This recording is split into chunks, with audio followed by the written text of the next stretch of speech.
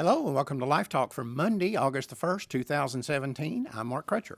And I'm Renee Hobbs, and it's August. My birthday is this month. Yes, that's right. Yes. She is going downhill fast. We won't say how old I'll be.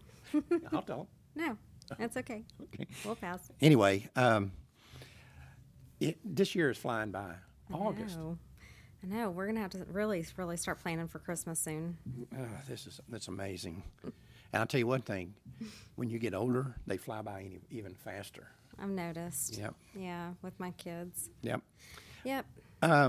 You had an interesting comment from somebody today, or a question actually, so let's get to that first. Okay. Yeah. So Amy Hofford sent in a question, and we really do appreciate those. So we want to address it here just in case anybody else is wondering. She wanted to know where we got the name Siege for Mark's new book that he had written. And she said that it seems like a divine inspiration and strategy. So I think that's pretty cool. Well, yeah, because they use that term for some of the things that they're doing. That's Unrelated to us. But right. The reason that I chose Siege for the title of this book is because I've always looked at this like a military engagement. And if it were a military engagement, we would be at the siege stage right now. We have the abortion industry severely weakened. 3/4 of the abortion clinics have closed since '92.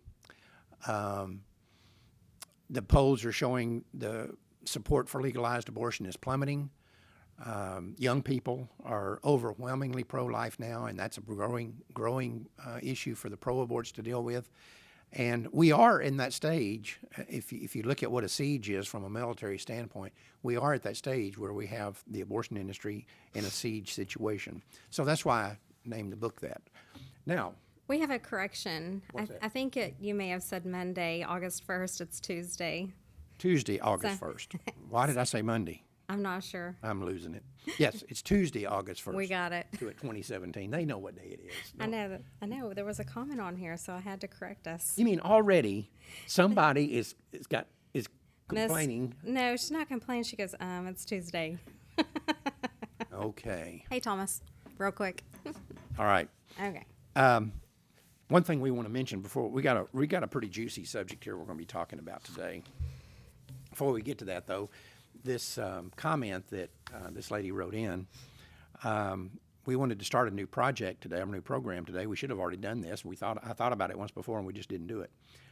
From now on, if we use one of your comments or one of your questions, or if you're a guest on Life Talk, any one of those three things happen, we're going to send you a Life Talk mug, just like this one, just like the ones we have here. They're pretty cool. They are. They're really good looking. Mm-hmm. And let me turn it back around there.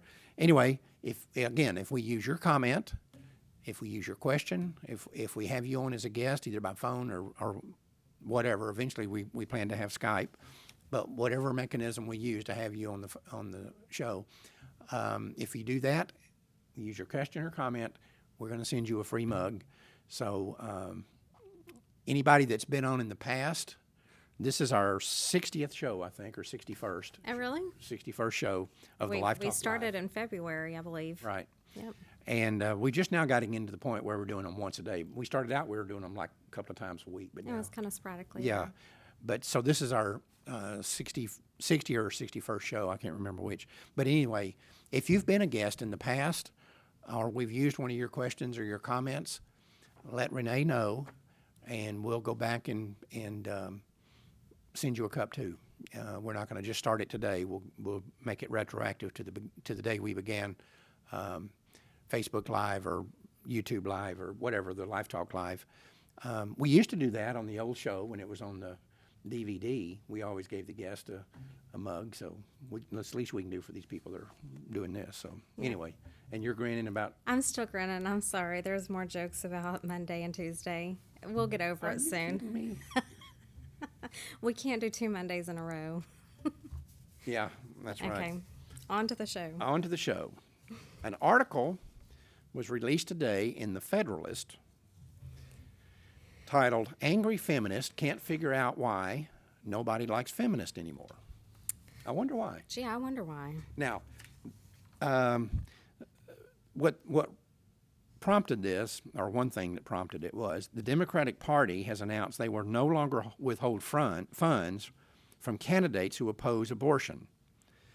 And when that happened, a lot of these radical pro-abortion defenders of the Democratic Party had a literal meltdown yesterday. Yeah, and because they can't believe it.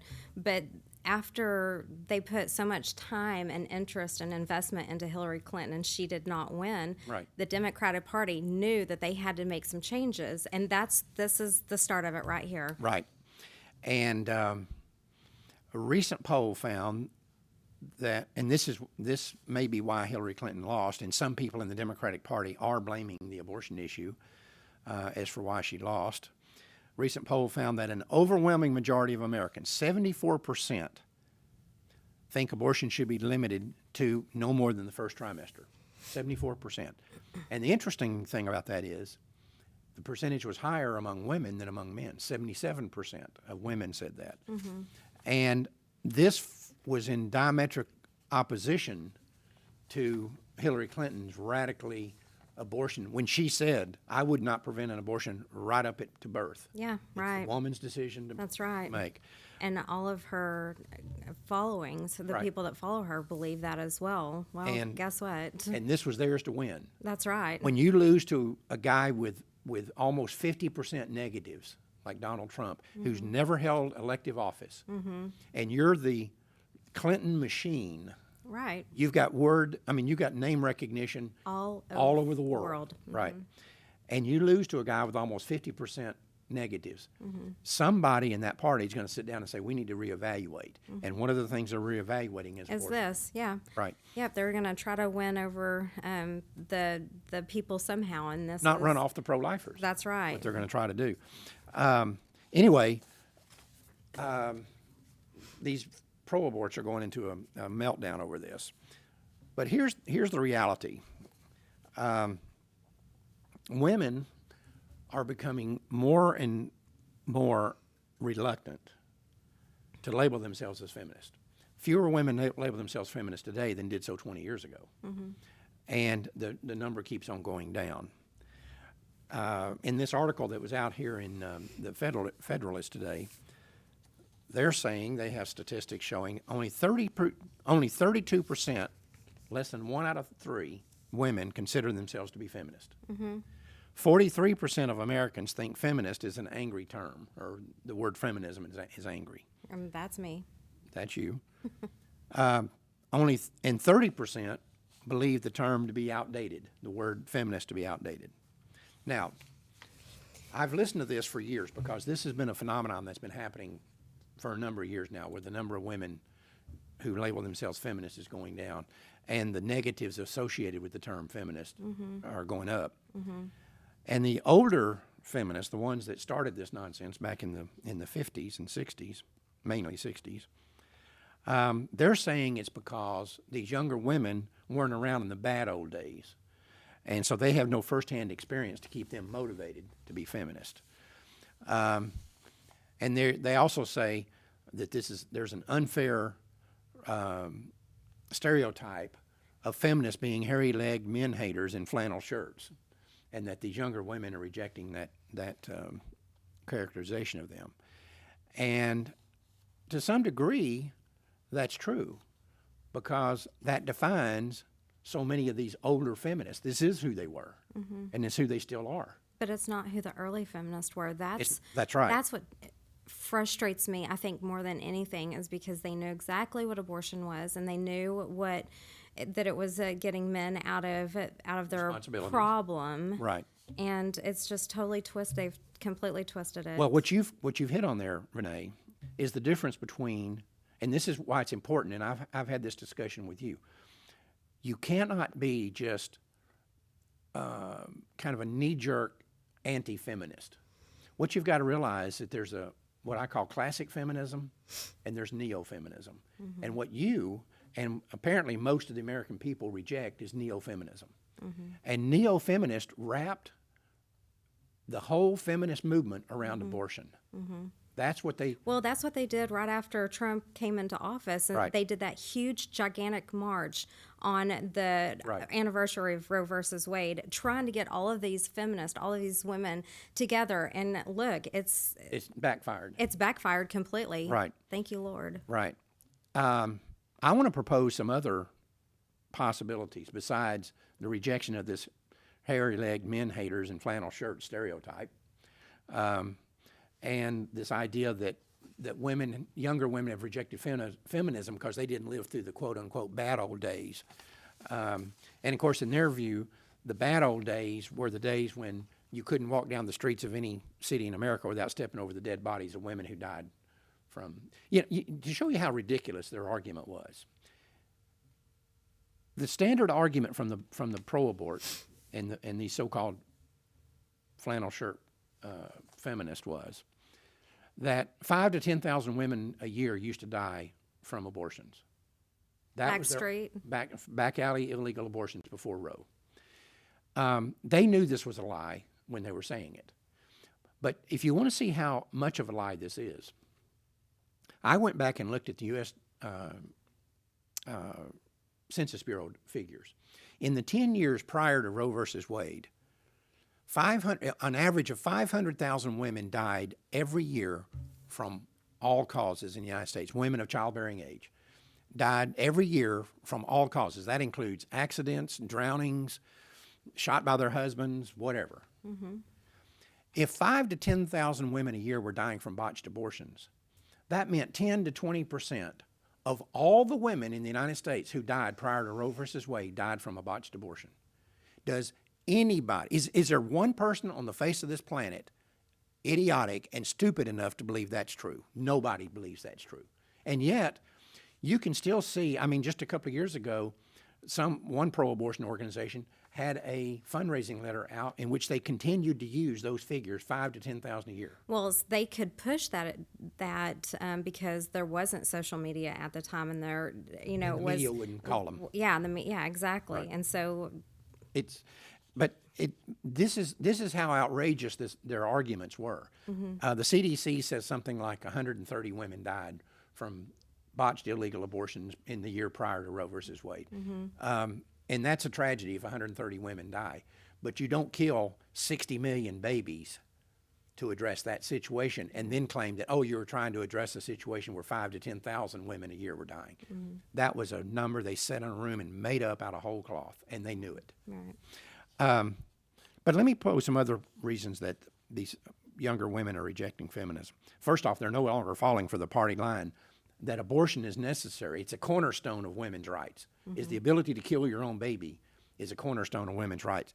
And you'll never be equal to men unless you can do that. Right. And I want to quote, not a neo-feminist, but a woman that's living today, but is a classic feminist. Mm-hmm. Melissa Simmons Tulin wrote, quote, "Women will never climb to equality over the dead bodies of their children."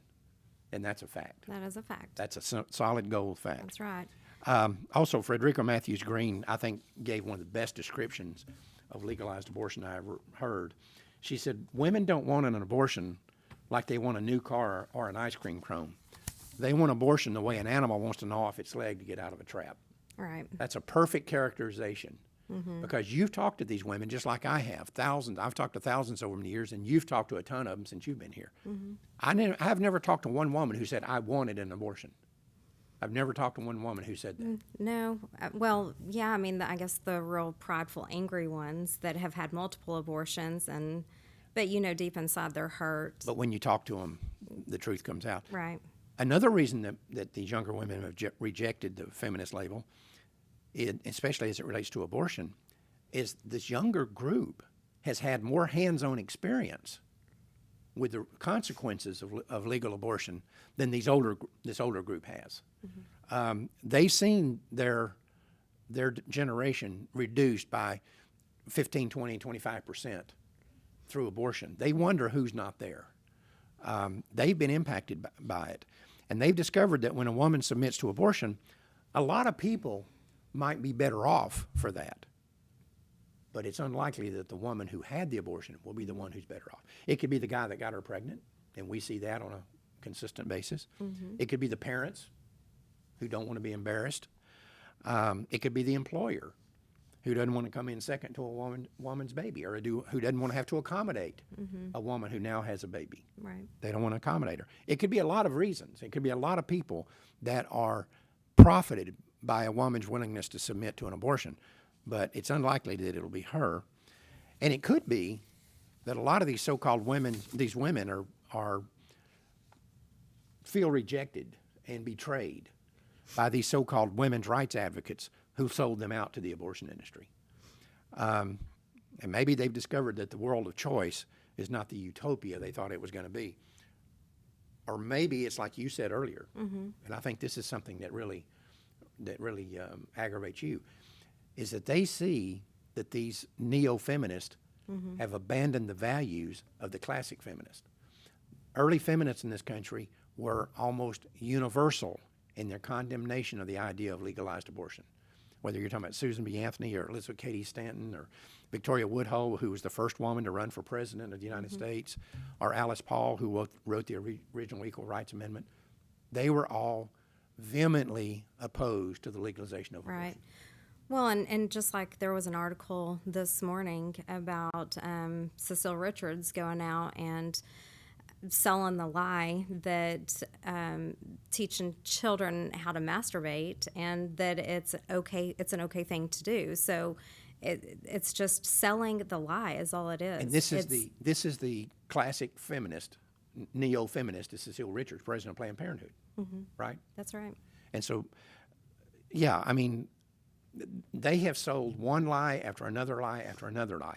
And I think what's happened is, and you tell me what you think, I think that younger women, and when I say younger, I don't mean 12 and 15. I mean women your age and younger, have figured out we've been lied to. Yeah, I mean, we have technology. We understand that it's not a male's rights or a woman's rights; it's a human rights. Right. It's just we've waken up to the lie that's being told, Right. towards us, and it's not okay. I mean, for women to make more money than men, or vice versa, for men to make more money for women, it's not about that. It's about our children and being parents and Raising good kids and just Right. working one-on-one. I mean, with your husband. Well, you can see, we talked about the American people seeing feminism as angry, right? You can see it in these women. They are angry. But I think a lot of times they don't even know who they're angry at. They think they're angry at men, or they're angry at our society, or they're angry at culture. But I think a lot of times, especially when they get older, they're angry at themselves because they made life choices that are now turning out to be Right. miserable. Yeah. And that's what Extremely miserable. that's what they've done. Yeah. But before we leave, I want to give my own take on this. I've told you this before. I think, let me ask you this question. If you set out on a journey, Renee, and you're going in the wrong direction, but you never change and you keep going in that same direction, when will you ever get to your destination?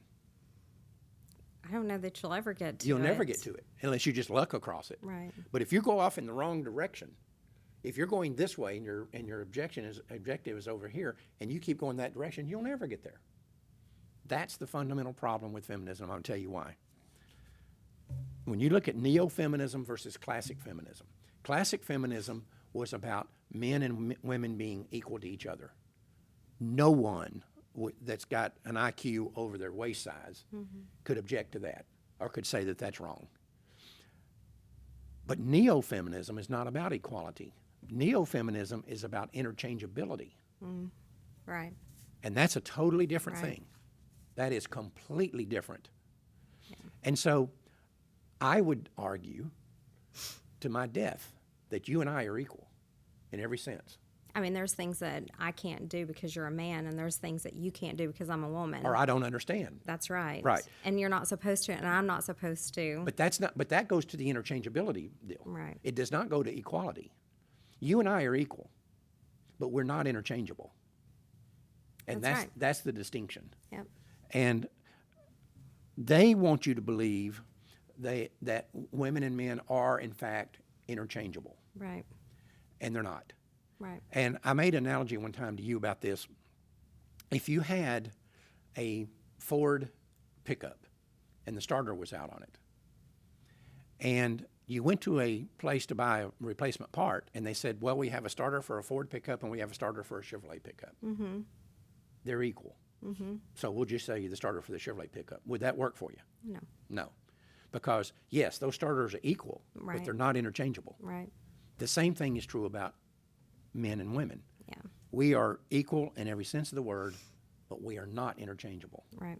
And we will never be interchangeable. Yep. That's And good. when neo-feminism set out to push the agenda that men and women are interchangeable, they doomed themselves to failure right from the start. Immediately. And now it's Right. failing. Right. Because women are smarter than to be sold the idea that you're interchangeable with men, because you're not. Yep. And, agree. you know, there's everything that's happened since the late 60s when, of course, you weren't here in the 60s. You weren't born until the 70s, but Yep. nonetheless, I was certainly, I was an adult in the 60s, and I can tell you that this started from the very beginning, and it had nothing to do with equality. It was strictly about interchangeability. And again, once you start off in a wrong direction and you keep going in that direction, you'll never get to where you want to be.